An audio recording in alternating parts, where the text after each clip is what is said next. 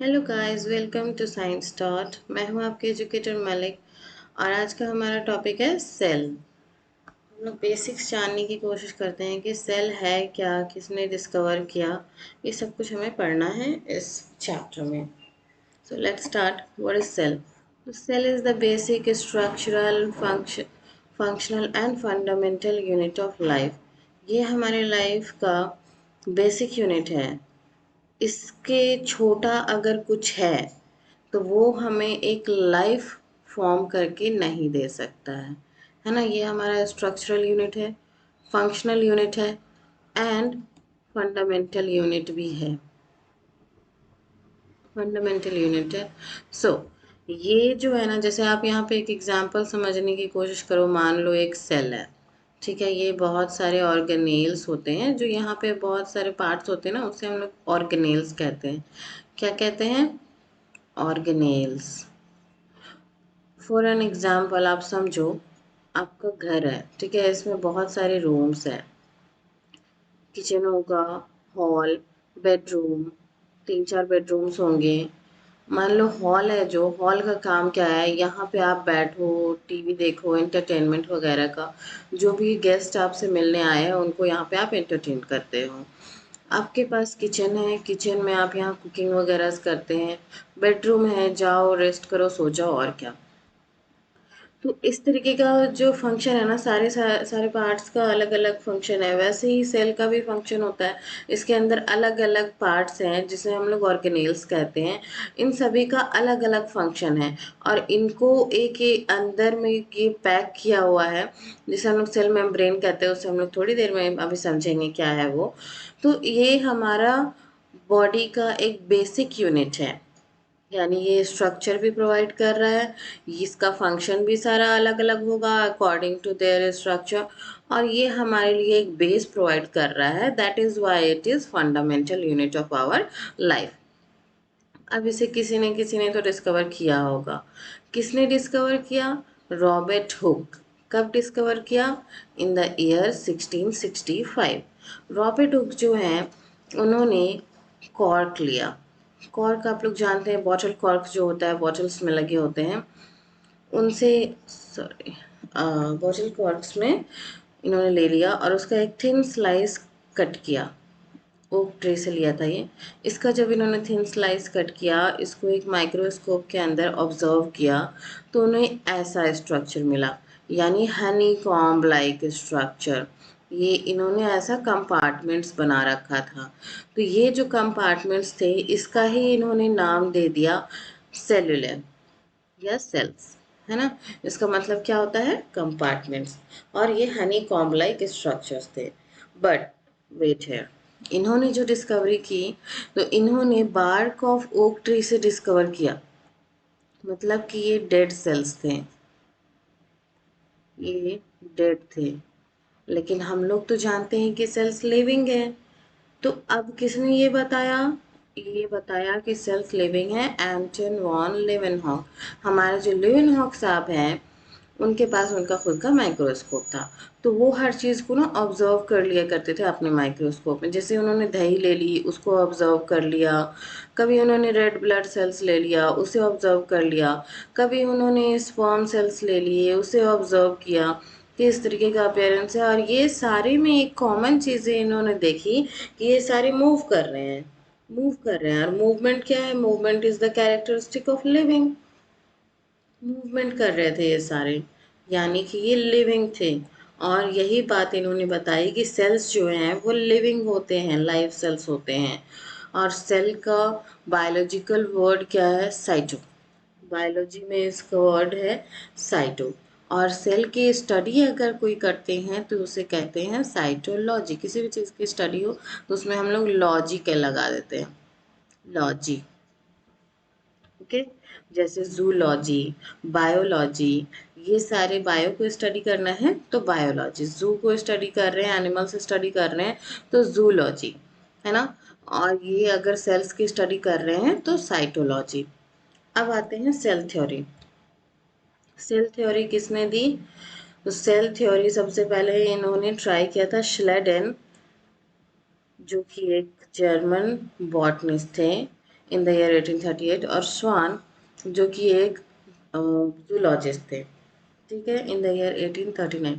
तो इन दोनों ने जब एक प्लांट के सेल्स को ऑब्जर्व किया स्लेडन ने, और एनिमल के सेल्स को ऑब्जर्व किया स्वान ने, दोनों ने एक कॉमन बात बताई कि सारे जो लिविंग बीइंग है वो सेल्स या सेल के कंपोनेंट से ही बने होते हैं। बट अब इन्होंने जब थ्योरी दे दी तो इस थ्योरी को रॉन्ग प्रूव करने के लिए कोई ना कोई तो आएगा। कौन आएगा भैया? अब आएंगे हमारे रडॉल्फ वर्को।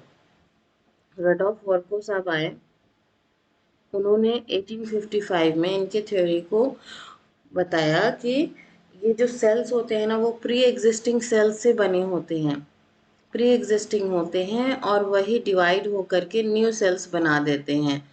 यूनि सेलुलर, ई सेलुलर, यहाँ पे आप देख रहे होंगे, ये बताया इन्होंने, और इनकी थ्योरी बिल्कुल ही करेक्ट हो गई। ये स्लेडन और स्वान सिर्फ ये नहीं बता पाए थे कि सेल्स बनेंगे कैसे, नए सेल्स कैसे बनेंगे, ये इन्होंने नहीं बताया, इसलिए इनकी थ्योरी फेल हो गई। फिर रडॉल्फ वर्को आए जिन्होंने की सेल थ्योरी दी और कहा omni cellular, E cellular, that is pre-existing cells, cells arise from pre-existing cells. Next हमारा theory था all living beings are formed of cells and component of cells. सारे लिविंग बींग्स जो हैं वो बने होते हैं सेल्स और सेल्स के कंपोनेंट से। चलिए अब सेल का हम लोग एक ओवरव्यू कर लेते हैं, सेल होता कैसा है। यहाँ पे आप ध्यान देंगे, मान लीजिए कि ये एक सेल है, तो इसको एक बाउंड्री की ज़रूरत है। जैसे आपका घर होता है ना, उसको आप एक बाउंड्री देना है, यहाँ से यहाँ तक आपका डिफाइंड होगा कि ये आपका घर है। वैसे ही हमारे सेल को भी ना एक डेफिनेशन चाहिए होता है कि वो कहाँ से कहाँ तक है, तो उनको एक बाउंड्री प्रोवाइड करते हैं हम, और ये जो बाउंड्री प्रोवाइड करते हैं ना, इसी बाउंड्री को कहते हैं सेल मेम्ब्रेन। ओके, और उसके बाद इसमें बहुत सारे पार्ट्स होते हैं जिन्हें कि हम कहते हैं ऑर्गेनेल्स, मैंने बताया था। अब ये जो ऑर्गेनेल्स हैं, अगर इनको सिंगल मेम्ब्रेन से बाउंड किया हुआ है तो ये कहलाते हैं सिंगल मेम्ब्रेन बाउंड ऑर्गेनेल, और अगर इनमें डबल मेम्ब्रेन हो तो वो कहलाएंगे डबल मेम्ब्रेन बाउंड ऑर्गेनेल। ठीक है, ये सिंगल मेम्ब्रेन बाउंड भी हो सकते हैं, डबल मेम्ब्रेन बाउंड भी हो सकते हैं। जैसे कि आप कभी कुछ शॉपिंग करने के लिए जाते हो, कोई सब्जी वगैरह आपने लेनी है, फ्रूट्स लेनी है, तो आप ले लेते हो, एक कैरी बैग में उसने आपको दे दिया, तो चलो ये हो गया सिंगल मेम्ब्रेन बाउंड, है ना। लेकिन कभी कभी अगर आपको पानी पूरी लेकर आना है तो क्या करना होगा, वो क्या करते हैं आप ध्यान देते होगे कि 2 कैरी बैग उसने लगा दी। क्यों? ताकि ये लिक्विड चीज़ है, अगर ये कैरी बैग फट भी जाए या फट गया होगा तो यहाँ से ये ना निकल पाए, इसको डबल मेम्ब्रेन से इसको प्रोटेक्ट किया जाता है, इसे ही कहते हैं double membrane bound organelle. Okay, और अगर किसी में ये डबल मेम्ब्रेन बाउंड ऑर्गेनेल ना हो तो वो कहलाते हैं प्रोकैरियोटिक सेल, और जिनमें होता है वो कहलाते हैं यूकैरियोटिक सेल। तो 2 तरीके के हमारे सेल्स हो जाते हैं डबल मेम्ब्रेन बाउंड ऑर्गेनेल्स के बेसिस पे, एक होते हैं प्रोकैरियोटिक, एक होते हैं यूकैरियोटिक। सबसे पहले प्रो का मतलब होता है प्रिमिटिव, यानी ये पहले बने थे। उसके बाद यू का मतलब होता है ट्रू, और यहाँ पे मैंने बोला कैरी ऑन, कैरियोटिक। तो कैरी ऑन का मतलब क्या होता है? न्यूक्लियस, यानी इनका जो न्यूक्लियस होगा प्रिमिटिव होगा, पहले वाले जैसे होगा, और इनका न्यूक्लियस ट्रू होगा, वेल डिफाइंड न्यूक्लियस होगा। ये प्रिमिटिव है और इनके पास वेल डिफाइंड न्यूक्लियस नहीं है, तो ये कुछ इस तरीके का न्यूक्लियस बनाते हैं जिसे हम लोग न्यूक्लियोइड कहते हैं, और इनमें वेल डिफाइंड न्यूक्लियस होता है। इसके अंदर जो है डीएनए भी सिर्फ सर्कुलर डीएनए पाया जाता है जिसे हम लोग प्लाज्मिड्स कहते हैं, और ये है, इनमें डबल हेलिक्स डीएनए पाए जाते हैं, histone proteins and non histone proteins भी इसमें पाए जाते हैं। अब इनमें डबल मेम्ब्रेन बाउंड ऑर्गेनेल्स और भी, जैसे कि एंडोप्लाज्मिक रेटिकुलम, गोल्जी बॉडी, ये सब कुछ नहीं पाए जाएंगे। और इनमें एंडोप्लाज्मिक रेटिकुलम, गोल्जी बॉडी, ये सब पाए जाएंगे। ठीक है। इनमें जो राइबोसोम्स होता है प्रोकैरियोटिक में, वो होता है 70S टाइप। इनमें होता है 80S टाइप। एस क्या है? S is Svedberg's coefficient. इसके बारे में डिटेल्स हम लोग आगे जानेंगे। अब सेल्स को और दो पार्ट्स में डिवाइड किया गया है ऑन द बेसिस ऑफ कितने सेल्स हैं उनके पास। अगर उनके पास एक सेल हो तो वो कहलाते हैं यूनिसेलुलर। यूनि का मतलब ही क्या होता है? वन। और एक होते हैं मल्टी सेलुलर, जिनके पास एक से ज़्यादा सेल्स हो, यानी इनके पास होता है डिवीजन ऑफ लेबर। जो भी काम करना है, रेस्पिरेशन, रिप्रोडक्शन, एक्सक्रीशन, ये सारा कुछ काम के लिए इनके पास अलग अलग ऑर्गन्स है। लेकिन इनका ये सारा कुछ काम होना तो है, लेकिन एक ही सेल के अंदर होना है। डाइजेशन भी इसी सेल से होना है, एब्जॉर्प्शन भी इसी सेल से होना है, और एसिमिलेशन हो या फिर रेस्पिरेशन हो, ये सब कुछ इसी सेल्स के अंदर होने हैं। ओके। इसमें अब आ जाते हैं हम लोग, इसका एग्जांपल समझ लो। यूनिसेलुलर में bacteria, blue green alga, etcetera. Mycoplasma. Multicellulars में आ जाएंगे प्लांट्स, एनिमल्स, एक्सेट्रा। ओके। अब यहाँ पे जब बायोलॉजी पढ़ रहे हैं तो एक्सेप्शन में पढ़ना हमारा ही काम है। तो चलिए पढ़ लेते हैं कि एक्सेप्शन क्या है। एक्सेप्शन यहाँ पे आता है वायरस। अब ये बेटा के पास तो ना अपनी मशीनरी ही नहीं है, ये सिर्फ एक बाउंड स्ट्रक्चर है जो कि अगर एनवायरनमेंट में है तो डेड है। जब तक इसे कोई होस्ट ना मिले, ये ढूंढेगा कौन है कौन है कौन है कौन है, किसके बॉडी में जाऊं किसके बॉडी में जाऊं। इसने ढूंढ लिया होस्ट। होस्ट ढूंढकर ये चला जाएगा उसके बॉडी के अंदर। मशीन उसी का यूज करेगा और काम अपना करेगा ये, है ना। मशीन उस होस्ट का यूज कर रहा है और काम अपना कर रहा है। तो ये लिविंग है या नॉन लिविंग है, हम लोग कैसे डिफाइन करते हैं? अगर एनवायरनमेंट में है तो डेड है, लेकिन अगर किसी के बॉडी के अंदर है तब ये लिविंग हो जाते हैं। ये हमारा एक्सेप्शन हो गया। अब जानते हैं कि हमारे सबसे लार्जेस्ट सेल कौन सी है। तो एग ऑफ एन ऑस्ट्रिच, अगर आपने देखा हो इस तरीके का, देखिए एग ऑफ ऑस्ट्रिच दिखता है, वो थोड़ा बड़ा साइज में होता है और सबसे बड़ा सिंगल सेल यही होता है, एग ऑफ एन ऑस्ट्रिच। ठीक है। ऑस्ट्रिच का जो अंडा होता है, शुतुरमुर्ग का अंडा, वो सबसे बड़ी सेल है हमारे पूरे वर्ल्ड में। और स्मॉलेस्ट सेल, सबसे छोटी सेल कौन है हमारे पूरे वर्ल्ड में? ये है माइकोप्लाज्मा, जिसका कि डायमेंशन होता है 0.3 माइक्रोमीटर। ये देखिए माइकोप्लाज्मा सेल्स हैं, इतने छोटे होते हैं ये। बात समझ में आ रही है? वायरसेस इनसे भी छोटे होते हैं, लेकिन वो सेल्स में काउंट नहीं हो रहे हैं। जब वो किसी होस्ट के अंदर होते हैं तभी वो लिविंग होते हैं। इसलिए स्मॉलेस्ट सेल्स के बारे में हम लोग पढ़ रहे हैं, जो कि है माइकोप्लाज्मा, है ना। 0.3 माइक्रोमीटर। और एनसीईआरटी ने लिख रखी है पीपीएलओ, जिसका डायमीटर दिया है 0.2 माइक्रोमीटर। तो आप बोलोगे ये तो उससे छोटी है सर। तो बेटा ऐसा है कि ये भी एक माइकोप्लाज्मा ही है, माइकोप्लाज्मा का ही टाइप है ये। ओके। अब एनसीईआरटी ने बोली है तो हमें इसे याद रखना है। ये हो गई बात। अब हम लोग जानते हैं कि लार्जेस्ट ह्यूमन बॉडी में सेल कौन सी है। लार्जेस्ट सेल ह्यूमन बॉडी में है ओवा। ठीक है, जो कि फीमेल बॉडी में प्रोड्यूस होती है। और स्मॉलेस्ट सेल ह्यूमन बॉडी में कौन है? स्पर्म, जो कि मेल बॉडी में प्रोड्यूस होती है। और लॉन्गेस्ट सेल, अब लॉन्गेस्ट की बात कर रहे हैं, लॉन्गेस्ट मतलब लंबाई में लंबा। लार्जेस्ट बात करें तो पूरा लंबाई चौड़ाई दोनों की बात। लंबाई में जब बात करें तो लॉन्गेस्ट सेल हमारा होता है न्यूरॉन, जो कि लगभग 1 मीटर लंबा हो सकता है, लगभग 1 मीटर तक ये जा सकता है। ये देखो न्यूरॉन का यहाँ पे स्ट्रक्चर मैंने दिखाया हुआ है, ये न्यूरॉन का स्ट्रक्चर है। इनकी ये बॉडी है, ये डेंड्राइट्स हैं, ये एक्सॉन है, माइलिन शीथ है, वगैरह वगैरह। ये बहुत लंबे हो जाते हैं, अप टू 1 मीटर ये जा सकते हैं। कुछ सेल्स जो होते हैं वो बाय न्यूक्लिएटेड होते हैं, मतलब इस तरीके के जो हमारे आरबीसी सेल्स हैं हमारे बॉडी में, ये बाइन्यूक्लिएटेड होते हैं। अब शेप्स जो होता है ना सेल का, बहुत ही डिफरेंट डिफरेंट टाइप्स के हो सकते हैं according to their function.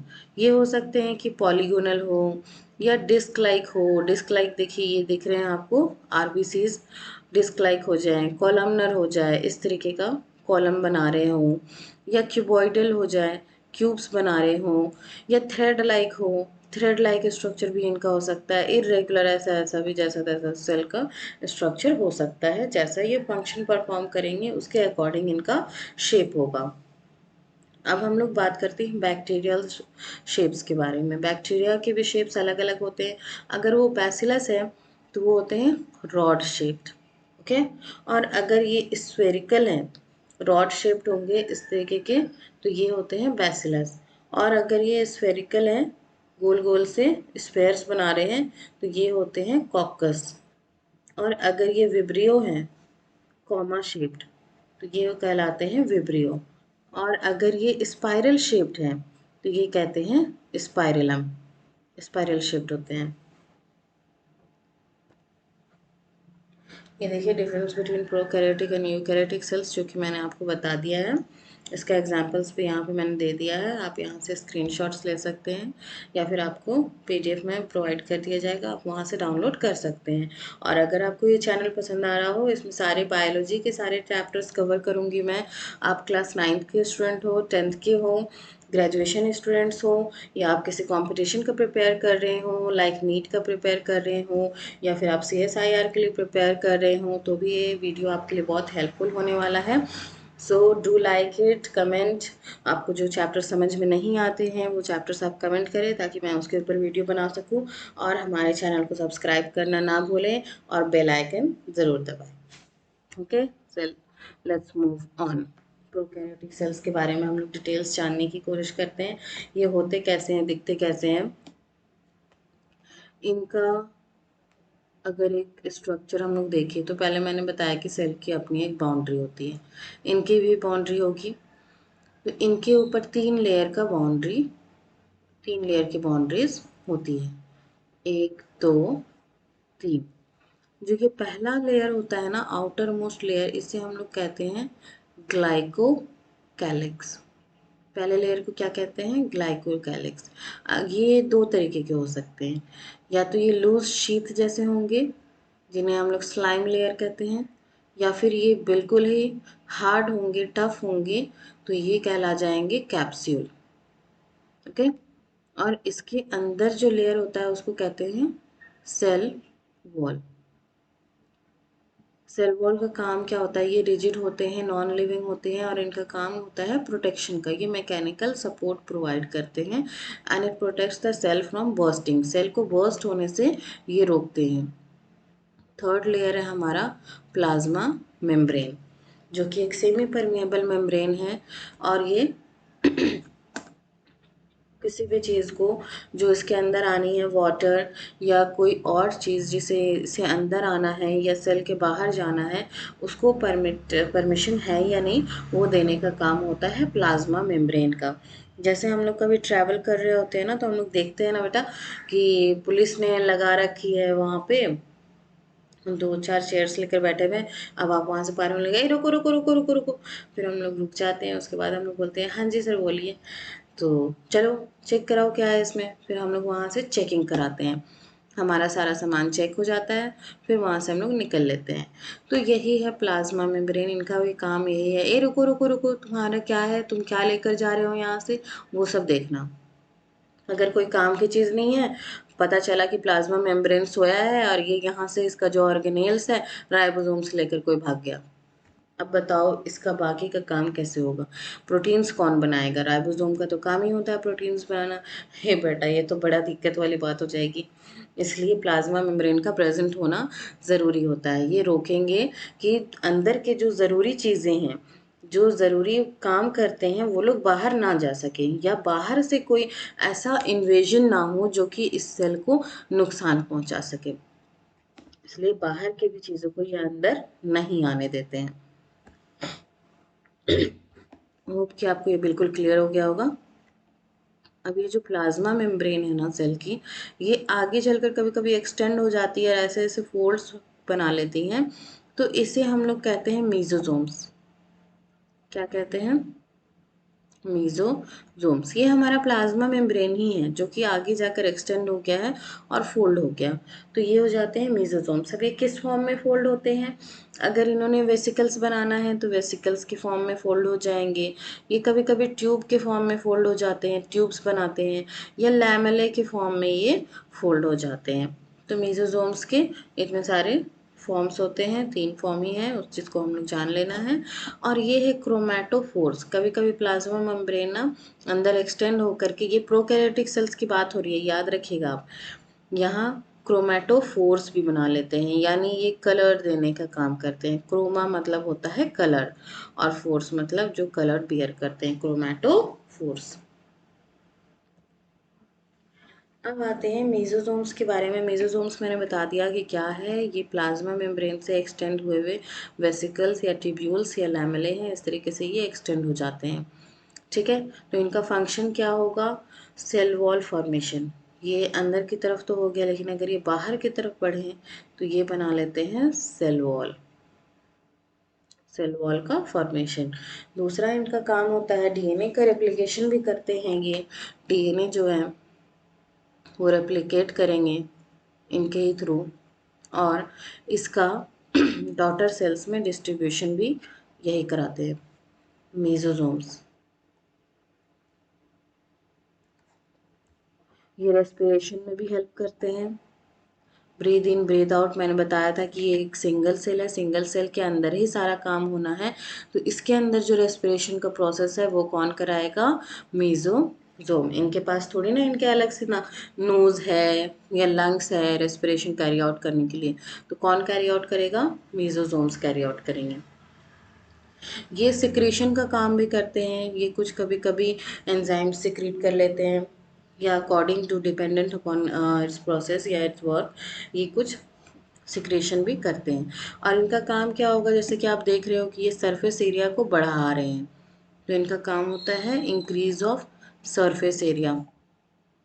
Surface area को बढ़ाना भी इनका काम होता है। दूसरा क्रोमेटोफोर का वर्क मैंने बता दिया था, पिगमेंटेशन प्रोवाइड करना, दैट मीन्स कि कलर देना। अब कुछ बैक्टीरियाज जो होते हैं ना वो मोटाइल होते हैं, और कुछ मोटाइल नहीं होते हैं, वो किसी चीज़ से अटैच्ड रहते हैं। ये मान लो किसी रॉक वॉक से ऐसे अटैच हो गया और ऐसे ही ये लोग अपनी लाइफ को स्पेंड कर रहे हैं। लेकिन अगर बेटा ये मोटाइल है, अब फिर मैंने बोला कि ये एक सिंगल सेल्ड ऑर्गेनिज्म है यानी यूनिसेलुलर है, तो क्या इनके पास अपना लेग होगा मूव करने के लिए? नहीं है, तो कुछ तो होगा ना, किससे मूव करेंगे? तो इनके पास होते हैं फ्लैजिला। क्या होते हैं? फ्लैजिला, पिलाई या फिमरे। फ्लैजिला लॉन्गेस्ट होते हैं, देखिए यहाँ पे आपको दिख रहा होगा, ये बिल्कुल ही टेल लाइक अपेयरेंस होता है, और यही इनको मूवमेंट में हेल्प कराते हैं। ओके, और ये एक्सटेंड करते हैं सेल वॉल से। देखिए इनका जो एक्सटेंशन होता है ना वो सेल वॉल से इनका एक्सटेंशन होता है, यहाँ पे सेल वॉल है, और सेल वॉल से ये एक्सटेंड करके आगे निकल के पूंछ की तरह चले आए हैं, जो कि इनको मूवमेंट में हेल्प करेंगे। ऐसे ऐसे हिलेंगे वो और आगे मूव करते जाएंगे।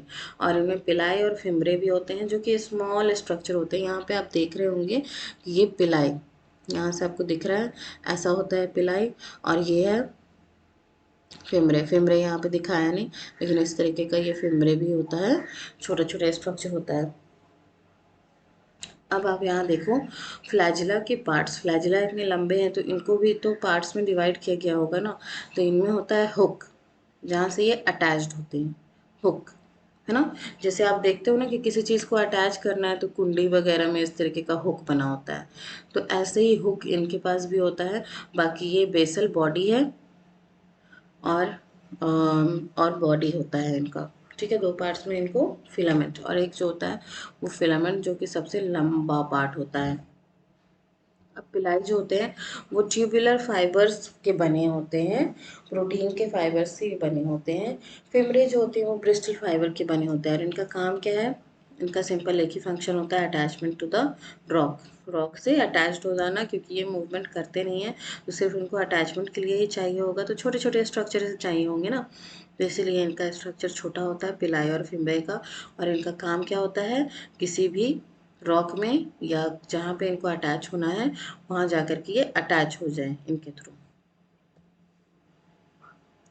अब जानते हैं बैक्टीरियल में राइबोसोम्स या प्रोकैरियोटिक सेल्स में राइबोसोम्स कैसे होते हैं और इंक्लूजन बॉडी कैसे होते हैं। तो इनके पास जो राइबोसोम होता है ना वो 70S होता है। राइबोसोम्स दो तरीके के होते हैं, 70S और 80S टाइप। प्रोकैरियोटिक्स में 70S टाइप होते हैं और जो कि मिलके बने होते हैं 50S और 30S के सब यूनिट से। अब आप बोलोगे कि मैम 50 और 30 मिला के तो 80 होना चाहिए और आप यहाँ लिख रही हो 70, मतलब बायोलॉजी के स्टूडेंट्स की मैथ्स इतनी वीक होती है क्या मैम? तो नहीं बेटा, ऐसा नहीं है। देखो वो होता क्या है ना कि ये S stands for Svedberg constant, कि इस तरीके के स्मॉल स्ट्रक्चर होते हैं और एक लार्ज स्ट्रक्चर होती है। जब ये कंबाइन किए तो ये बीच वाला पार्ट जो होता है ना वो कंबाइन हो जाता है और इसलिए 30S और 50S का कॉम्बिनेशन मिलकर बनता है 70S राइबोसोम। ओके, होप कि आपको ये क्लियर हो गया होगा। ये जो राइबोसोम्स है ये अटैच्ड रहते हैं प्लाज्मा मेम्ब्रेन से भी। प्लाज्मा मेम्ब्रेन से देखो इस तरीके से अटैच्ड रहते हैं। इनका साइज़ क्या होगा? साइज़ होगा बेटा 15 to 20 नैनोमीटर। फंक्शन क्या? Protein synthesis. जितने भी राइबोसोम्स होते हैं सभी का काम होता है प्रोटीन सिंथेसाइज करना। और अगर एक से ज़्यादा राइबोसोम्स अटैच्ड हैं mRNA में तो उसे हम लोग कहते हैं पॉलीसोम्स या पॉलीराइबोसोम्स। इनका फंक्शन क्या है? ट्रांसलेशन। ट्रांसलेशन का मतलब क्या होता है? mRNA से प्रोटीन बनाना। जैसे DNA से mRNA बनाना ये कहलाता है ट्रांसक्रिप्शन, और अगर mRNA से प्रोटीन बने तो ये कहलाता है ट्रांसलेशन, और ये प्रोसेस कहलाता है ट्रांसक्रिप्शन। तो राइबोसोम्स का काम होता है ट्रांसलेशन कराना। ठीक है, अब हम लोग जानते हैं कि इंक्लूजन बॉडी क्या है। इंक्लूजन बॉडी जो होते हैं रिजर्व मटेरियल होते हैं, फ्री लेइंग होते हैं। जैसे यहाँ पे देखो कि ये फ्री लेइंग एक इंक्लूजन बॉडी है, बिल्कुल ही फ्रीली मूव कर रहा है वो। ये करते क्या है? तो ये कुछ कुछ चीज़ को स्टोर कर लेते हैं, जैसे कि फॉस्फेट ग्रैन्यूल्स होते हैं या साइनोफाइशिन ग्रैन्यूल्स होते हैं, या कभी कभी ये गैस वैक्यूल के फॉर्म में भी पाए जाते हैं ब्लू ग्रीन एल्गा में। ठीक है, या आप यहाँ पे देख रहे हो कि इस तरीके का एक बैक्टीरियल सेल यानी प्रोकैरियोटिक सेल है। इनमें 3 लेयर्स मैंने अभी बताया आपको कि ग्लाइकोकैलिक्स, और अब ग्लाइकोकैलिक्स क्या हम बोलोगे कि मैम यहाँ तो कैप्सूल लिखा है, तो ग्लाइकोकैलिक्स मैंने बताया कि 2 टाइप के होते हैं, या लूज शीथ होंगे या फिर कैप्सूल होंगे। ये ग्लाइकोकैलिक्स ही है। उसके बाद होता है आपका सेल वॉल, उसके बाद है प्लाज्मा मेम्ब्रेन, और यहाँ पे फिम्ब्रे या पिलाई अटैच्ड होते हैं जो कि उनको रॉक से अटैच करने में हेल्प करेंगे, और इनके पास फ्लैजिला होता है मूवमेंट के लिए। इनके अंदर देखो साइटोप्लाज्म है। साइटोप्लाज्म क्या होता है? साइटो का मतलब होता है सेल, और प्लाज्म का मीनिंग होता है फ्लूइड, मतलब सेल में रहने वाला फ्लूइड। अब इसके अंदर जो ऑर्गेनेल्स है ना उनको वो एक दूसरे से टकराए ना, इधर उधर ना हो जाए, इसके लिए इनको एक फ्लूइड में रखा जाता है प्रोटेक्शन के लिए, जिसे हम लोग कहते हैं क्या? साइटोप्लाज्म। अब इनके अंदर राइबोसोम्स भी होते हैं। राइबोसोम्स होते हैं 70S वाले इसमें। ठीक है, इनमें मैंने बताया था कि न्यूक्लियस तो होगा नहीं, तो इनके पास होते हैं न्यूक्लियोइड। क्या होते हैं? न्यूक्लियोइड, जो कि डीएनए कंटेन करते हैं, और यहाँ पे प्लाज्मिक डीएनए भी पाए जाते हैं आपके। ठीक है, ये बिल्कुल आपको क्लियर हो गया होगा। ये प्रोकैरियोटिक सेल्स थे। अब हम लोग आ रहे हैं यूकैरियोटिक सेल्स में। यू का मतलब क्या होता है? ट्रू। यू का मतलब क्या होता है बेटा? ट्रू। कैरियोटिक का मतलब क्या होता है? न्यूक्लियस। कैसा न्यूक्लियस होगा? True nucleus. एकदम अच्छा खासा न्यूक्लियस पाया जाएगा इसमें। ये देखिए, आप देख रहे हैं 2 तरीके के सेल्स, एक है प्लांट सेल्स, ये आपका न्यूक्लियस, दूसरा यहाँ पे आपका एक न्यूक्लियस एनिमल सेल्स में। अब जो न्यूक्लियस का लोकेशन होता है ना वो सेंटर के पास में ही होता है। या एनिमल सेल्स में सेंटर के पास में पाए जा रहे हैं, लेकिन प्लांट सेल्स में थोड़ा से खिसक गए हैं। क्यों खिसक गए? इनमें बड़ा सा वैक्यूल आ गया, बोलेगा भैया थोड़ा शिफ्ट थोड़ा शिफ्ट थोड़ा शिफ्ट थोड़ा शिफ्ट, ये शिफ्ट कराते कराते इसको पहुंचा देगा साइड में।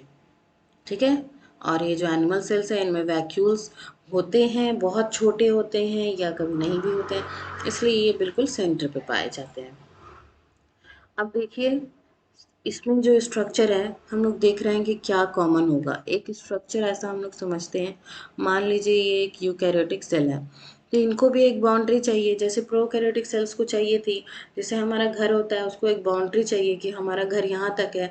अब आप बोलोगे कि नहीं मैम आज तो मैं यहाँ रह रहा हूँ, कल को मैंने अपनी बाउंड्री यहाँ से तोड़कर थोड़ी सी बढ़ा ली, तो मेरा बाउंड्री अब ऐसे हो जाएगा। ऐसे होता है? नहीं होता है। इसलिए एक वेल डिफाइंड बाउंड्री होनी ज़रूरी होती है। तो हमारी जो बाउंड्रीज डिफाइंड होती है सेल में उसे क्या कहते हैं? Plasma membrane. Plasma membrane, okay. ये होते हैं प्लाज्मा मेम्ब्रेन।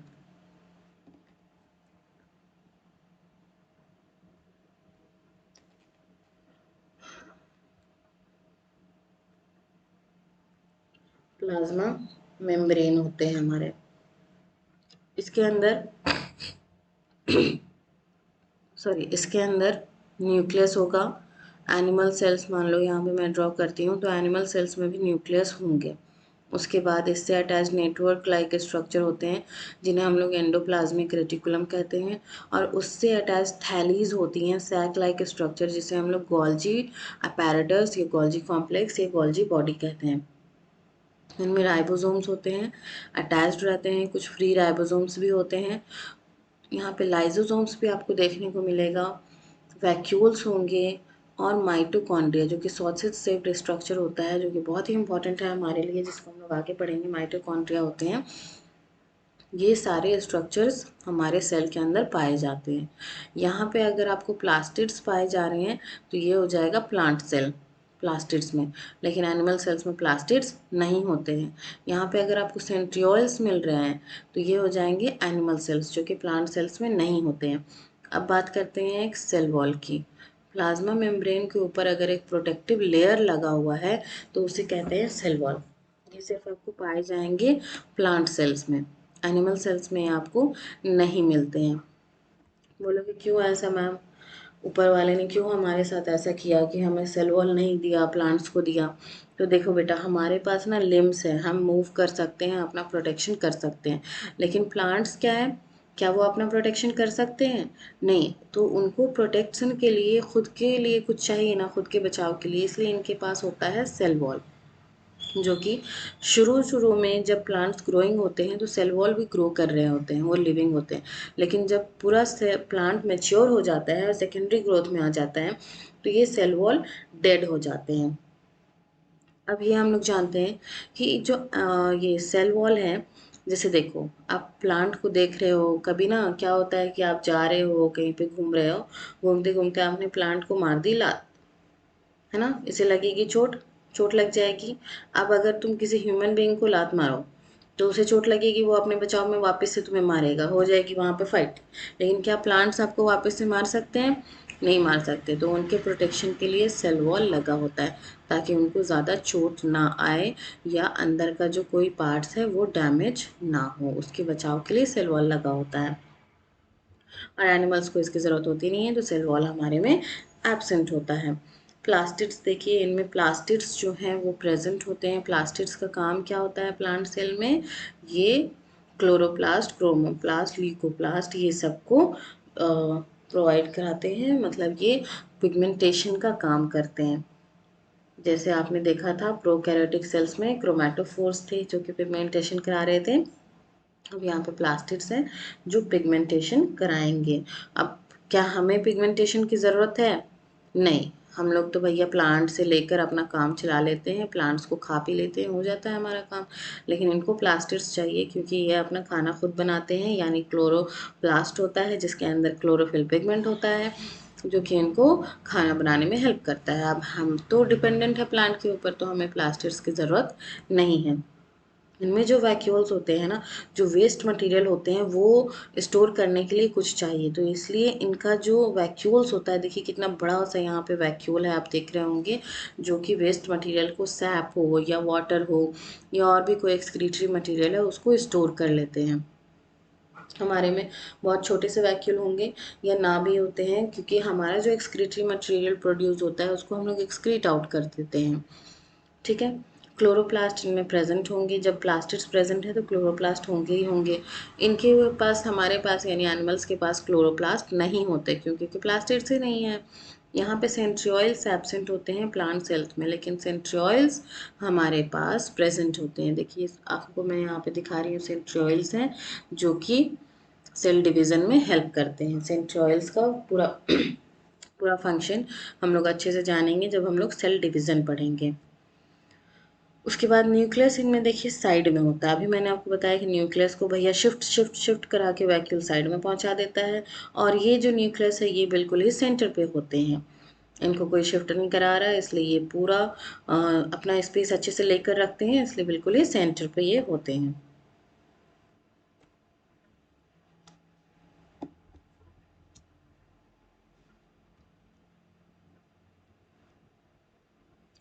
अब हम लोग देखते हैं सेल मेम्ब्रेन क्या होता है। मैंने बताया कि इनमें एक बाउंड्री होगी जिसे हम लोग सेल मेम्ब्रेन कहते हैं। इसे ही हम लोग कहते हैं सेल मेम्ब्रेन, या इसे हम लोग प्लाज्मा मेम्ब्रेन भी कहते हैं, या इसे हम लोग लिविंग मेम्ब्रेन भी कह सकते हैं। ठीक है, सेल मेम्ब्रेन यानी सेल का ये एक मेम्ब्रेन है, ये एक बाउंड्री है, और इसके अंदर होता है एक फ्लूइड फ्लूइड प्रेजेंट होता है, जिसके के अंदर सारे ऑर्गेनेल्स तैर रहे होते हैं। इस फ्लूइड को कहते हैं साइटोप्लाज्म। क्या कहते हैं?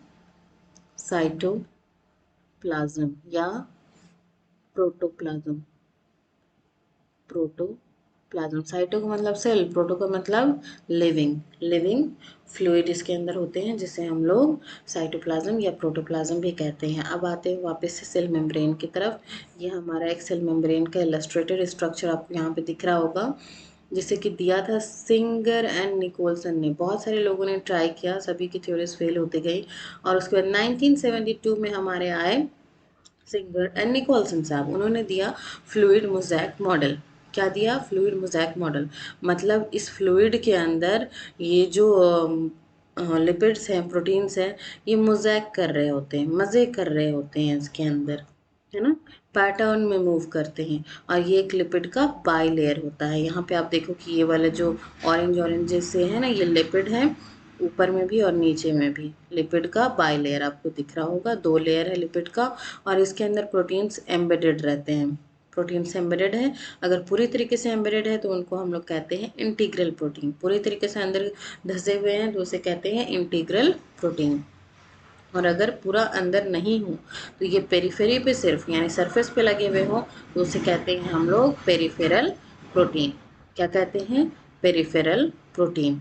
अब यहाँ पे आपको क्लियर हो गया होगा कि प्रोटीन्स एम्बेडेड रहते हैं। इसमें कुछ शुगर मॉलिक्यूल्स भी होते हैं। शुगर देखिए यहाँ पे आपको अटैच्ड दिखेंगे। शुगर मॉलिक्यूल्स ये रहा, देखिए कार्बोहाइड्रेट यहाँ पे इस तरीके से अटैच्ड है प्रोटीन के ऊपर पेरिफेरी पे। और यही तो शुगर होता है ना, कार्बोहाइड्रेट से शुगर होते हैं। उसके बाद आप यहाँ पे देखो फॉस्फोलिपिड्स भी आपको पाए जाएंगे। यहाँ यहाँ फॉस्फोलिपिड मॉलिक्यूल आपको मिलेगा। फॉस्फोलिपिड यही एक स्ट्रक्चर है फॉस्फोलिपिड का, जो कि इस तरीके का स्ट्रक्चर बनाते हैं। ये हेड हो जाता है, ये हाइड्रोफिलिक हेड है, मतलब वाटर लविंग हेड है। हाइड्रोफिलिक, फिलिक का मतलब क्या होता है? लविंग। लविंग हेड जो होंगे वो ऊपर होंगे, और ये हाइड्रोफोबिक, जिनको वाटर का फोबिया है, वो अंदर घुसे रहेंगे, है ना, अंदर छुपे रहेंगे वो। अब यहाँ पे आप देख रहे हो कि ये फॉस्फोलिपिड्स हो गए। यहाँ पे फॉस्फोग्लिसराइड्स भी बनते हैं, यानी, और यहाँ पे देखो अब ग्लाइकोलिपिड्स हैं। ग्लाइकोलिपिड्स भी बन रहे हैं और ग्लाइकोप्रोटीन्स भी बन रहे होते हैं। ओके, दो तरीके के प्रोटीन्स मैंने बता दिया। पेरिफेरल प्रोटीन जो पेरिफेरी पे होंगे, इंटीग्रल प्रोटीन जो अंदर एम्बेडेड होंगे। अब ये जो स्ट्रक्चर है, इसमें आरबीसी कितने, आरबीसी में यहाँ पे प्रोटीन कितने होंगे? ये तो लिपिड बाई लेयर है, लिपिड है ऊपर और नीचे, यहाँ प्रोटीन्स एम्बेडेड रहते हैं। तो यहाँ प्रोटीन इज टू लिपिड का रेशियो होता है 52:40 40। 52:40 के रेशियो में ये प्रेजेंट होते हैं। ये देखिए सेल मेम्ब्रेन का एक फॉस्फोलिपिड का स्ट्रक्चर मैं आपको यहाँ पे दिखा रही हूँ। ये हाइड्रोफिलिक हेड है, यानी वाटर लविंग, ये वाटर को प्यार करते हैं, वाटर को अपने पास बुलाते हैं, यहाँ से वाटर की एंट्री हो जाएगी। ये है हाइड्रोफोबिक, ये वाटर से डरने वाले हैं और ये छुपे रहते हैं। देखिए इस तरीके से टेल्स अंदर सारे हैं, सारे के सारे टेल्स अंदर की तरफ हैं, है ना, और ये एक मिसली फॉर्म करके रहते हैं।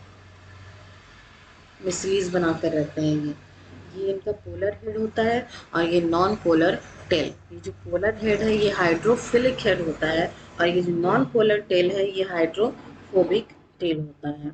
ये टेल में भी दो पार्ट्स होते हैं, एक पार्ट में सैचुरेटेड फैटी एसिड और एक पार्ट में अनसैचुरेटेड फैटी एसिड पाए जाते हैं। यहाँ पे आपको फॉस्फेट दिख रहा होगा, फॉस्फेट अटैच है इसीलिए इसको हम लोग फॉस्फोलिपिड कहते हैं। यहाँ पे आपका ग्लिसरॉल है। ओके, अब प्लाज्मा मेम्ब्रेन के फंक्शंस को हम लोग समझने की कोशिश करते हैं। इस तरीके का प्लाज्मा मेम्ब्रेन का स्ट्रक्चर आपको जब आप इलस्ट्रेट करके देखेंगे तो दिखेगा। और इनका काम क्या होगा, ट्रांसपोर्ट का। सबसे पहले मैंने आपको बता दिया कि इनका सबसे पहला काम होता है ट्रांसपोर्ट का। भैया कौन है तू, कहाँ जा रहा है, क्या काम है, ये सारा इसका ही हमारे प्लाज्मा मेम्ब्रेन का ही काम होता है। ये चैनल प्रोटीन भी फॉर्म करते हैं जो कि एक चैनल बनाता है ना, लिपिड इनसॉल्युबल मॉलिक्यूल्स के लिए चैनल्स बना लेंगे। और वो गेट की तरह एकदम जैसे गेट क्लोज्ड रहता है ना, ये क्लोज करके वॉचमैन की तरह बाहर खड़ा हो जाएगा। हाँ भैया बोल क्या काम है, तो वो बोलेगा कि भैया थोड़ा बाहर घूमने जाना है। तो पूछेगा आइडेंटिटी क्या है, आप अपनी आईडी कार्ड दिखाइए, ये दिखाएगा, बोलेगा कि भैया मैं तो हूँ एंडोप्लाज्मिक रेटिकुलम। अब ये हो जाएगा इस पे गुस्सा कि एंडोप्लाज्मिक रेटिकुलम होकर तू कहाँ जाएगा, तुम्हारा बहुत सारा काम होता है सेल के अंदर, वापस जा। इसको भेज देगा वापस। अब जो जाने वाली चीज़ें हैं जैसे कि वेस्ट मटेरियल है, वो बोलेगा भैया गेट ओपन करो मुझे बाहर जाना है। कौन हूँ, बोलेगा वैक्यूल हूँ, वेस्ट मटेरियल लाया हूँ। जो रैक पिकर होता है ना हमारे यहाँ, जो कचरा वाला आता है, गाड़ी वाला आया घर से कचरा निकाल, वो लोग आते हैं तो उनको क्या करते हैं हम लोग, कचरा दे देते हैं, वो चले जाते हैं हमारे घर से बाहर। तो वैसे ही ये वैक्यूल्स जो हैं ये कचरा ले लेंगे और यहाँ से निकल लेंगे, ठीक है, चैनल से बाहर चले जाएंगे। और कैरियर प्रोटीन जो होते हैं वो कैरी करते हैं, सारे जो मेम्ब्रेन है उनको अपने आसपास में कैरी करके रखते हैं। ये सिग्नल ट्रांसडक्शन का भी काम करते हैं, ये सिग्नल भी यही देते हैं। ये जो खड़े हैं ना, तो यहाँ पे अगर कोई गाड़ी आ रही होती है, वॉचमैन देखते हैं कि हाँ गाड़ी आ रही है, ये हमारे यहाँ की, ये जल्दी से डोर को ओपन कर देते हैं। वैसे ही यहाँ से अगर कोई सिग्नल बाहर से आ रहा है, किसी को अंदर आना है, किसी आयन को या किसी प्रोटीन को, तो ये जल्दी से गेट को ओपन कर देंगे और इसके अंदर ये चलाएगा। ठीक है, ये कैटालाइसिस का भी काम करते हैं। ये जो होते हैं ये रिएक्शन को तेज़ करा देते हैं, लेकिन रिएक्शन में कोई ख़ास चेंजेस नहीं आने देते हैं। तो ये कैटालाइसिस का भी काम करते हैं। सेल रिकग्निशन रिकग्निशन प्रोटीन की तरह भी काम करते हैं, यानी ये करेंगे adhesion and intercellular junction protein के ऊपर काम।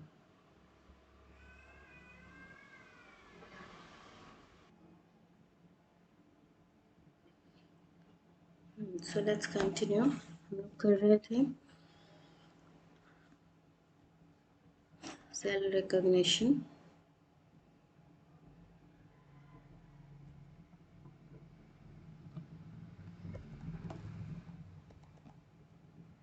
जस्ट अ मिनट,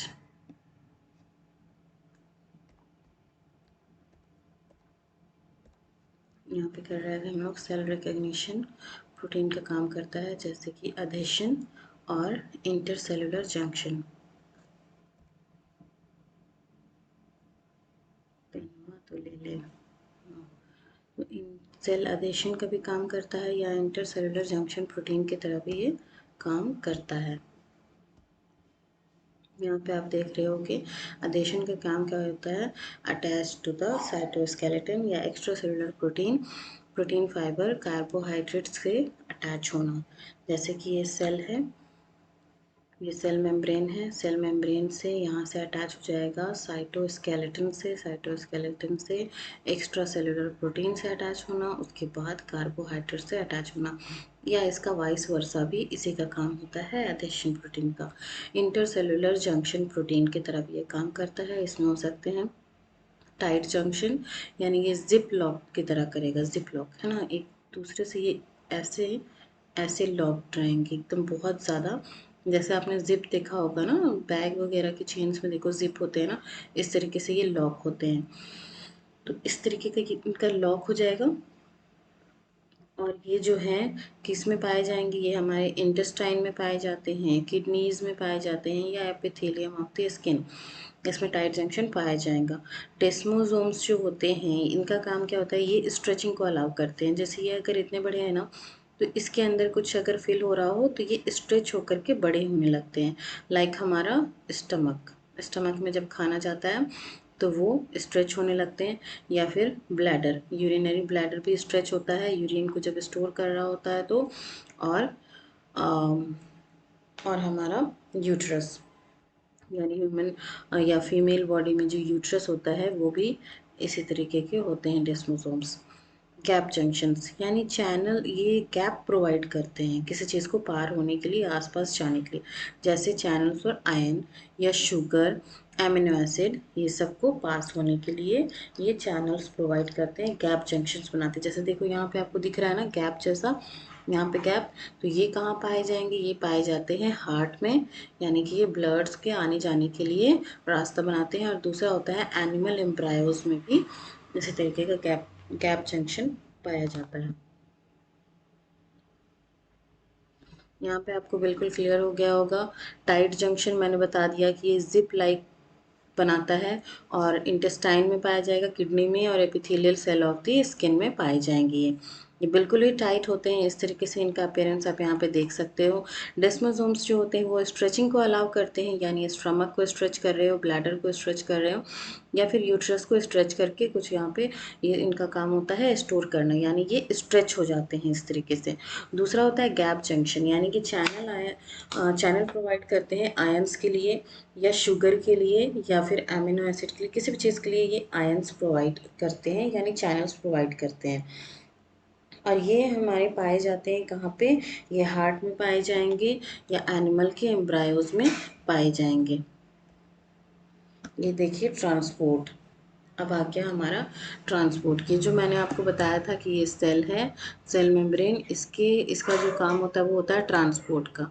तो अब ट्रांसपोर्ट कैसे होगा, है ना। आपको अगर कहीं जाना होता है तो आप ट्रांसपोर्टेशन का यूज़ करते हो, कार में बैठे निकल गए, बाइक में बैठे निकल गए, तो ये कैसे ट्रांसपोर्ट करेंगे, इनके पास कार या बाइक तो है नहीं। तो इनका दो तरीके का ट्रांसपोर्ट होता है बेटा, एक होता है पैसिव ट्रांसपोर्ट, दूसरा होता है एक्टिव ट्रांसपोर्ट। पैसिव ट्रांसपोर्ट क्या, यहाँ पे सिंपली बाय कन्वेंशन होता है from the higher concentration to the lower concentration. जहाँ पे कॉन्सेंट्रेशन हाई हो किसी चीज़ की, वो एक जगह से दूसरी जगह फ्लो कर जाते हैं तब तक जब तक कि इक्विलिब्रियम ना आ जाए। तो ये बाय कन्वेंशन है from the higher concentration to the lower concentration, और इसमें किसी भी एटीपी या एनर्जी की रिक्वायरमेंट नहीं होती है। इसका एग्जाम्पल है डिफ्यूजन या ऑस्मोसिस। अब वो दूसरा मैंने आपको बताया एक्टिव ट्रांसपोर्ट। अब इसमें क्या करना है, आपने लोअर से हायर की तरफ ले जाना है। तो बताइए, ये तो हो गई ना मेहनत वाली काम। लोअर से हायर की तरफ आप जब ले जाएंगे तो इसके लिए आपको देना पड़ेगा क्या, एनर्जी। जैसे आप कार को ना मूव करा रहे हो डाउन, अगर कोई पहाड़ है वहां से मूव करा रहे हो नीचे की तरफ, तो वो आराम से स्लाइड होकर नीचे जा सकता है। लेकिन जब आपको नीचे से ऊपर की तरफ आना है तो उसके लिए आपको बहुत ताकत लगाने की ज़रूरत होगी। और ऐसा ही इनमें भी होता है, जब इनको लोअर कॉन्सेंट्रेशन से हायर कॉन्सेंट्रेशन की तरफ जाना है तो इनको देना होता है एनर्जी। क्या देनी है इन्हें, एनर्जी। और किस फॉर्म में देनी है, एटीपी करेंसी। अब आप जो है यहाँ पे आपने एनर्जी दिया ना पुश करके, तो वैसे ही इन्होंने भी एनर्जी देनी है एटीपी करेंसी के फॉर्म में। और इसका एग्जाम्पल क्या है, सोडियम पोटेशियम पंप। यहाँ देखो इस तरीके से जब इसने एटीपी प्रोवाइड किया तो यहाँ पे सोडियम को बाहर निकाला जा रहा है और यहाँ से पोटेशियम को अंदर की तरफ लिया जा रहा है। ठीक है ना, यहाँ से सोडियम बाहर, यहाँ से पोटेशियम अंदर, यही होता है सोडियम पोटेशियम पंप। अब हम लोग यूकैरियोटिक सेल वॉल के बारे में जानते हैं। ये जो है plasma membrane, selectively permeable membrane होता है, इसके ऊपर एक और लेयर होता है जिसे हम लोग सेल वॉल कहते हैं, और ये प्लांट सेल्स में पाए जाते हैं। प्लांट सेल्स में या फिर यूक्लिनोइड्स वगैरह में भी ये पाए जाते हैं। ये नॉन लिविंग होते हैं। मैं जैसे कि मैंने बताया था कि जब ये प्राइमरी ग्रोथ प्लांट शो कर रहे होते हैं तब ये लिविंग भी होते हैं और ग्रो भी कर रहे होते हैं।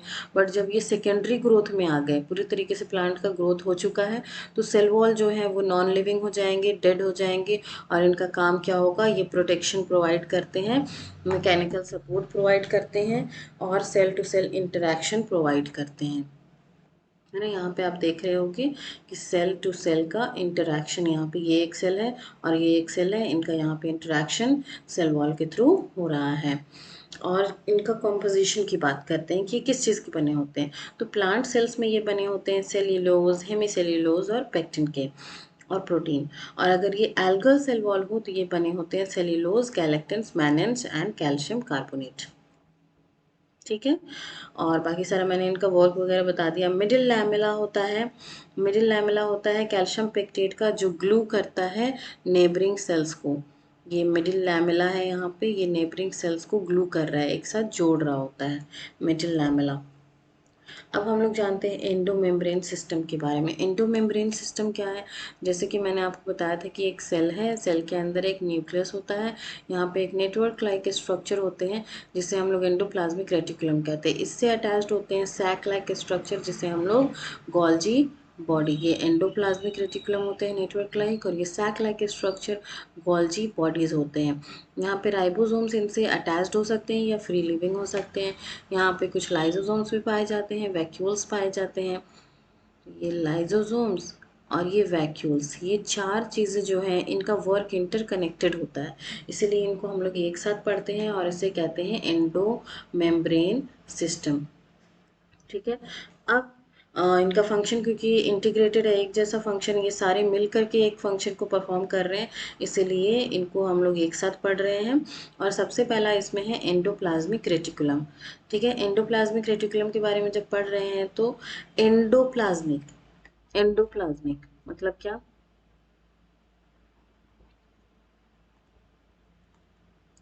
एंडो मतलब अंदर, और प्लाज्मिक मतलब प्लाज्मा। ये प्लाज्मा मेम्ब्रेन के अंदर का पार्ट है, इसीलिए हम लोग इसको एंडोप्लाज्मिक और रेटिकुलम कह रहे हैं। रेटिकुलम का मतलब क्या होता है? नेटवर्क लाइक स्ट्रक्चर, नेटवर्क के जैसा स्ट्रक्चर होगा इसका। और ये जो होते हैं ना, डिवाइड करते हैं सेल्स को दो पार्ट में। ये जो अंदर वाला पार्ट है ना, ये एंडोप्लाज्मिक से लेकर के अंदर वाला पार्ट, इसे कहते हैं हम लोग ल्यूमिनल, ल्यूमिनल। और ये जो बाहर का पार्ट है इसे कहते हैं एक्स्ट्रा ल्यूमिनल या साइटोप्लाज्मिक कंटेंट। अब ये दो तरीके के होते हैं, रफ एंडोप्लाज्मिक रेटिकुलम या स्मूथ एंडोप्लाज्मिक रेटिकुलम। इनमें अगर राइबोसोम्स प्रेजेंट हो तो ये कहलाते हैं rough endoplasmic reticulum, ribosomes absent हो तो ये बिल्कुल स्मूथ दिखेंगे और इसलिए इनको कहा जाता है स्मूथ एंडोप्लाज्मिक रेटिकुलम। अब जो रफ एंडोप्लाज्मिक रेटिकुलम है, क्योंकि उनमें राइबोसोम्स है, तो मैंने आपको पहले ही बताया इस चैप्टर के स्टार्टिंग में कि राइबोसोम्स का फंक्शन क्या होता है, प्रोटीन सिंथेसाइज करना और सिक्रीट करना, ये इनका काम हो जाएगा रफ एंडोप्लाज्मिक रेटिकुलम का। स्मूथ एंडोप्लाज्मिक रेटिकुलम में क्योंकि राइबोसोम्स नहीं है तो ये क्या काम करेंगे, ये करते हैं लिपिड और स्टेरॉल्स का सिंथेसाइज, स्टेरॉइड्स वगैरह को ये सिंथेसाइज करते हैं। ओके, आपको यहाँ तक बिल्कुल समझ में आ गया हो। गोल्जी बॉडी को देखने की कोशिश कर रहे हैं, यहाँ पे देखिए आपको एक सैक लाइक स्ट्रक्चर दिखेगा। ये बिल्कुल सैक या रैक की तरह होता है जो कि स्टोर करते हैं कुछ। इनका काम क्या होता है, इन इन ये जो होते हैं ये भी नेटवर्क लाइक ही होते हैं।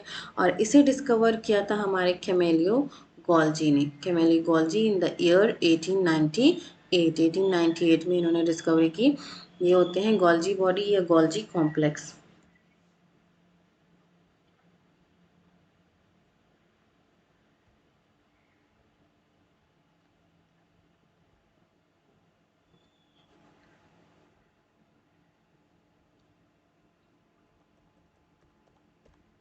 ये हमारी गोल्जी बॉडीज़ के बारे में हम लोग डिस्कस कर रहे थे। ये रहा गोल्जी बॉडी, और ये देख रहे हैं आपके सैक लाइक स्ट्रक्चर है। तो इनका काम क्या होता है, ये पैकेजिंग का काम करते हैं और ट्रांसपोर्ट का काम करते हैं। पैकेजिंग के लिए इनके पास कुछ तो स्टोर करने के लिए होना चाहिए ना, तो ये बिल्कुल ही सैक की तरह दिखते हैं, और ये ट्रांसपोर्टेशन का भी काम कर रहे हैं। एक दूसरे से पैरेलली अरेंज्ड है, ये आप यहाँ पे देख पा रहे होंगे कि पैरेलली अरेंज्ड होते हैं एक दूसरे से, पैरेलली अरेंज्ड है। और ये बनाते भी हैं ग्लाइकोप्रोटीन और ग्लाइकोलिपिड्स भी ये बनाते हैं।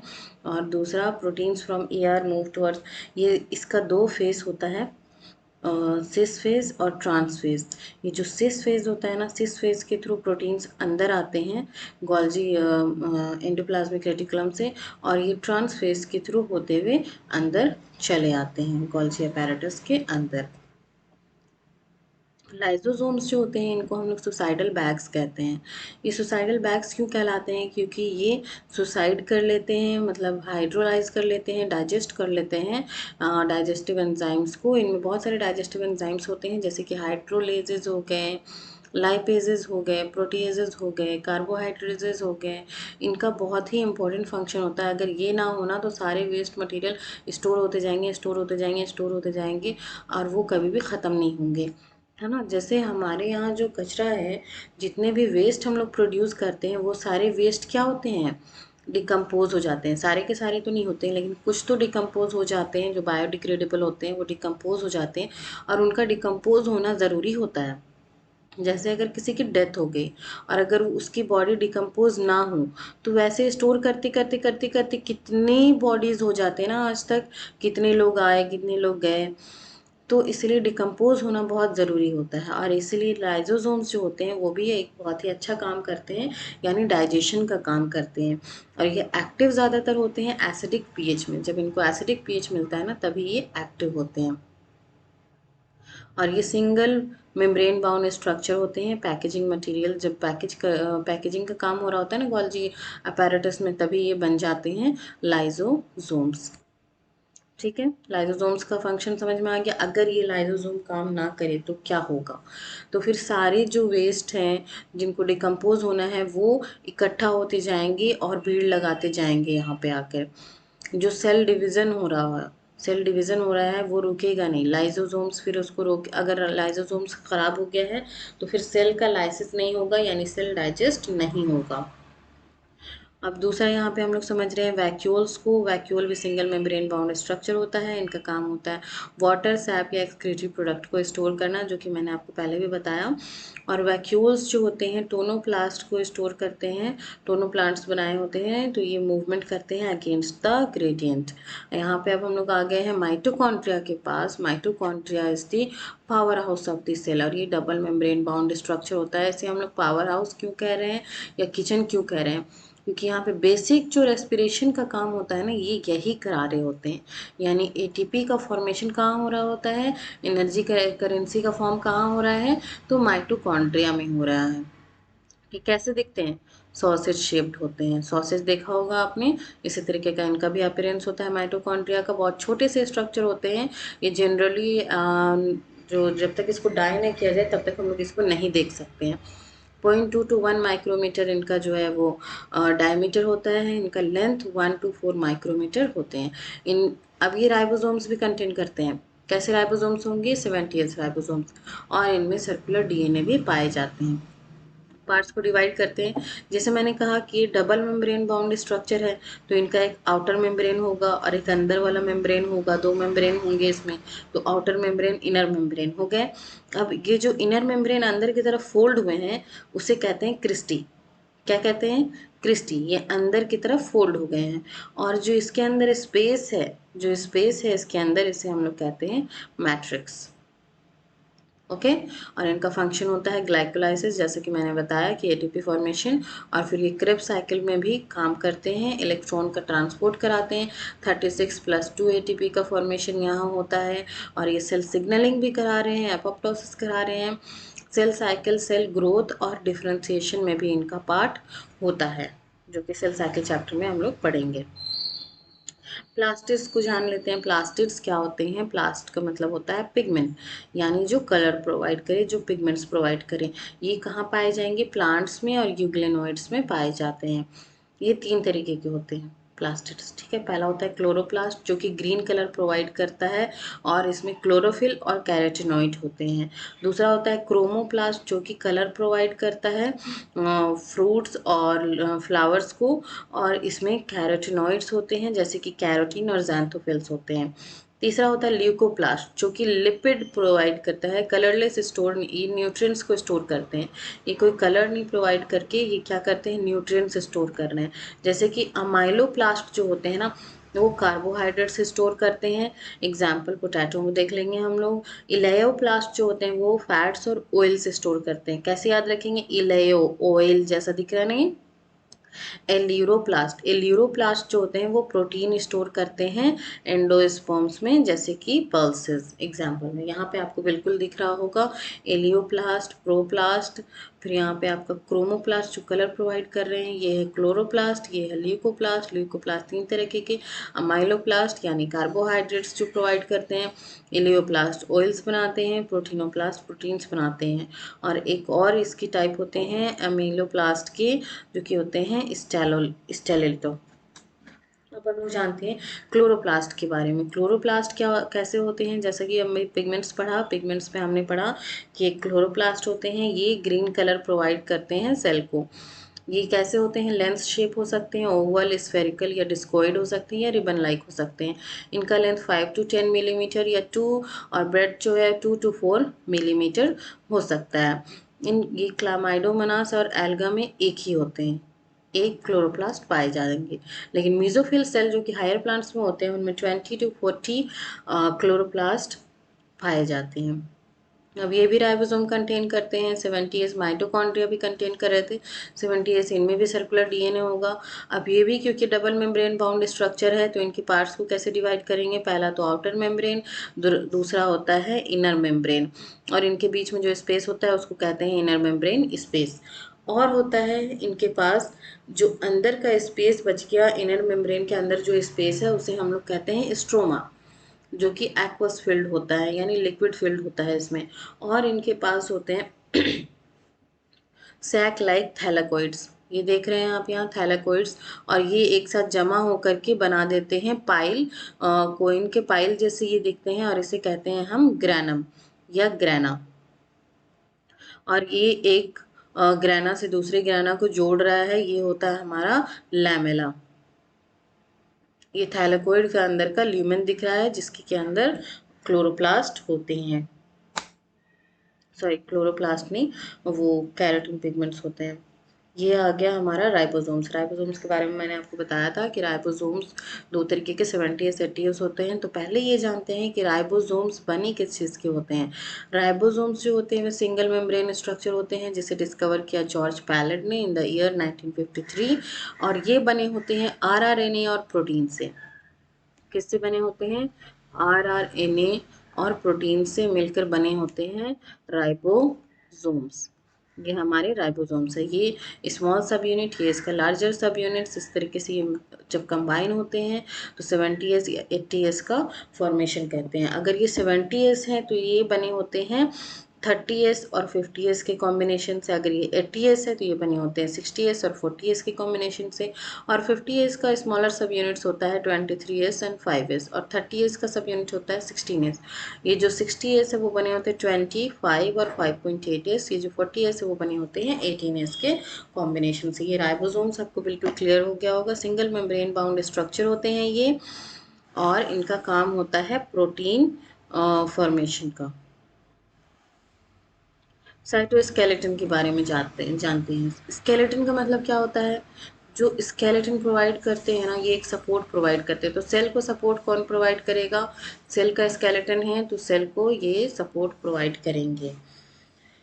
ये जो होते हैं फिलामेंटस प्रोटीनेशियस स्ट्रक्चर होते हैं, इनका फंक्शन होता है मैकेनिकल सपोर्ट या मोटिलिटी या maintenance of the cell, cell के मेंटेनेंस में हेल्प करते हैं। दूसरा हमें जानना है सेल में सीलिया और फ्लैजिला। सीलिया और फ्लैजिला जो है वो मूवमेंट में हेल्प करते हैं। जाहिर सी बात है कि फ्लैजिला और सीलिया या पिलाई का हम लोगों ने अभी देख लिया था प्रोकैरियोटिक सेल्स में, इनका भी यही काम था मूवमेंट का। लेकिन हमारे में फ्लैजिला बहुत बड़ा नहीं होता बल्कि हेयर लाइक आउटग्रोथ्स होते हैं। कि सीलिया स्मॉल होते हैं, फ्लैजिला लार्ज होते हैं, जाहिर सी बात है। सीलिया जो होते हैं मूवमेंट या सराउंडिंग फ्लूइड को मूव कराने में हेल्प करेंगे। अब हमारे पास जो हाथ पैर है तो हमारा सेल्स इतना छोटा है ना कि उसको मूव करा, उसके अंदर के जो पार्ट्स है उसको भी तो मूवमेंट चाहिए ना, उनको कौन मूव कराएगा, तो उनको मूव कराते हैं सीलिया, है ना। और इनका अरेंजमेंट कुछ इस तरीके से होता है। 9+2 का अरेंजमेंट होता है माइक्रोट्यूब्यूल का।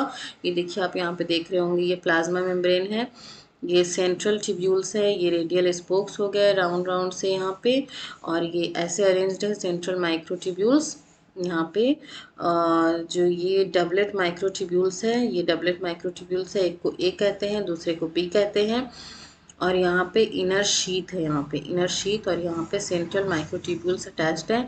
और ये जो छोटे छोटे से निकले हुए हैं ना, इसे हम लोग डायन आर्म्स कहते हैं। इनका अरेंजमेंट 9+2 का अरेंजमेंट होता है।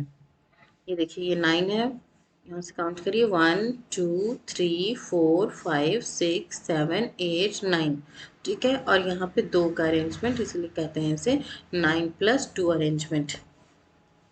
सेंट्रोजोम्स या सेंट्रोइल्स के बारे में जानते हैं। सेंट्रोजोम्स होते क्या हैं? 2 सिलेंड्रिकल स्ट्रक्चर सेंट्रियोल्स कंटेन करते हैं। ये देखिए इस तरीके का सेंट्रियोल्स है जो कि एक दूसरे से परपेंडिकुलर, ऐसा अरेंजमेंट होता है इनका, एक ऐसा और एक ऐसा परपेंडिकुलर अरेंजमेंट है सेंट्रोइल्स का। इनमें भी 9 पेरिफेरल फाइब्रिल्स होते हैं, 1 2 3 4 5 6 7 8 9। 9 पेरिफेरल फाइब्रिल्स होते हैं इनमें। सेंट्रल पार्ट जो होता है इसे हम लोग हब कहते हैं, और इनमें भी रेडियल स्पोक्स पाए जाते हैं। ये देखिए ये रेडियल फाइबर्स आप देख रहे हैं, ये रेडियल स्पोक है। ये कनेक्टिंग फाइब्रिल्स है। ये ट्रिपलेट माइक्रोट्यूब्यूल्स, जैसे कि सेल्स में अभी हम लोगों ने देखा कि डबलेट माइक्रोट्यूब्यूल्स था, लेकिन यहाँ पे ट्रिपलेट आ गए, 3 माइक्रोट्यूब्यूल्स यहाँ पे आ गए। सेंट्रियोल्स का काम क्या होता है? ये सेल डिवीजन में हेल्प करते हैं। अब जानते हैं सबसे मेन पार्ट, न्यूक्लियस, जिसे कि हम लोग ब्रेन ऑफ द सेल भी कहते हैं। क्या कहते हैं? Brain of the cell. इसे डिस्कवर किया था रॉबर्ट ब्राउन ने इन द ईयर 1831, और इसमें इसके अंदर जो क्रोमैटिन होते हैं उसे डिस्कवर किया था फ्लेमिंग ने। और न्यूक्लियो प्रोटीन फाइबर्स होते हैं इनके पार्ट्स। अब जबकि ये भी डबल मेम्ब्रेन बाउंड स्ट्रक्चर है, तो इनके पास भी 2 होंगे, एक आउटर मेम्ब्रेन होंगे, एक इनर मेम्ब्रेन होंगे। इनर मेम्ब्रेन के अंदर जो फ्लूइड होता है उसे हम लोग न्यूक्लियोप्लाज्म कहते हैं। जो साइटोप्लाज्म के अंदर फ्लूइड है उसे साइटोप्लाज्म, जो न्यूक्लियस के अंदर फ्लूइड है उसे न्यूक्लियोप्लाज्म। साइटोप्लाज्म और यहाँ न्यूक्लियोप्लाज्म कहते हैं इसे। और आप देख रहे होंगे कि इसके अंदर छोटे छोटे से पोर्स होते हैं, इसे हम लोग कहते हैं न्यूक्लियोपोर। और ये होता है हमारा न्यूक्लियोलस। न्यूक्लियोलस, इसके अंदर ये राउंड स्ट्रक्चर जिसे हम लोग न्यूक्लियोलस कहते हैं, इससे निकले होते हैं क्रोमैटिन, यहाँ पे आप देख रहे होंगे। और ये होता है न्यूक्लियर एनवेलप, ठीक है। और इनका काम क्या होता है? क्रोमैटिन का जो काम होता है वो डीएनए प्रोटीन और हिस्टोन प्रोटीन को कंटेन करते हैं, ये स्टोर करके रखते हैं। न्यूक्लियस का काम होता है इसके अंदर जो जेनेटिक मटेरियल है डीएनए या क्रोमैटिन, इसको स्टोर करना, और यहाँ से सिग्नल्स वगैरह डीएनए वगैरह बाहर जाएंगे जो कि सारे काम करते हैं। अब ये देखिए इस तरीके से क्रोमोसोम्स का अरेंजमेंट होता है। क्रोमोसोम्स होते हैं ना वो पेयर्ड में होते हैं, और बीच में इनके होते हैं काइनेटोकोर। तो इस तरीके से अगर काइनेटोकोर अगर बिल्कुल मिडिल में हो तो इसे कहते हैं हम लोग मेटासेंट्रिक।